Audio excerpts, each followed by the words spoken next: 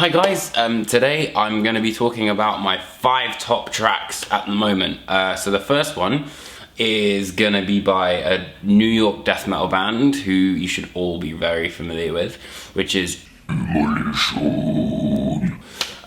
it's off their brand new album Atonement, which has got a sort of angel demon thing, like which looks great. It's called Lower, and it's probably one of the heaviest songs on the album, actually. It starts off with this kind of quite sad guitar, yeah, and then it just goes into this boom, boom, boom, boom, boom, boom, boom, you know, the classic immolation kind of thing.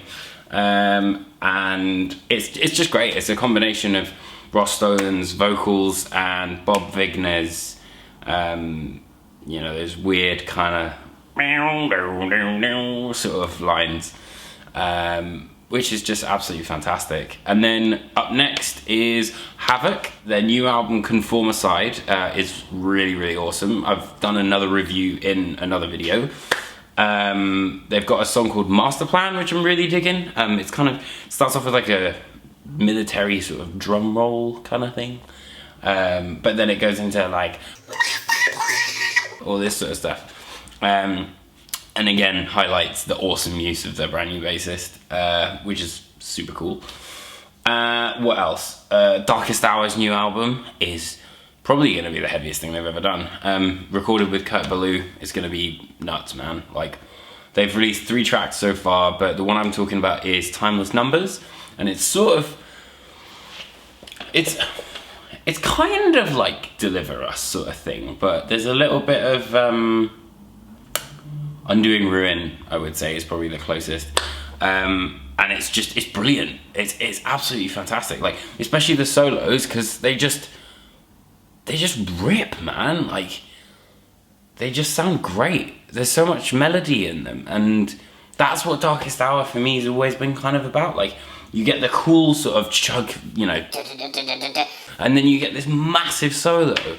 Like, even on the Eternal Return, Where the Tides Come In.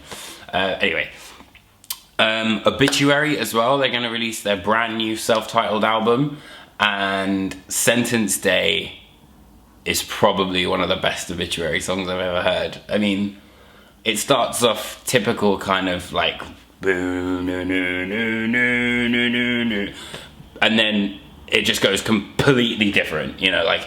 This massive guitar solo comes in, and it lasts for about like maybe 2 minutes, which is probably the longest guitar solo Obituary I've ever done.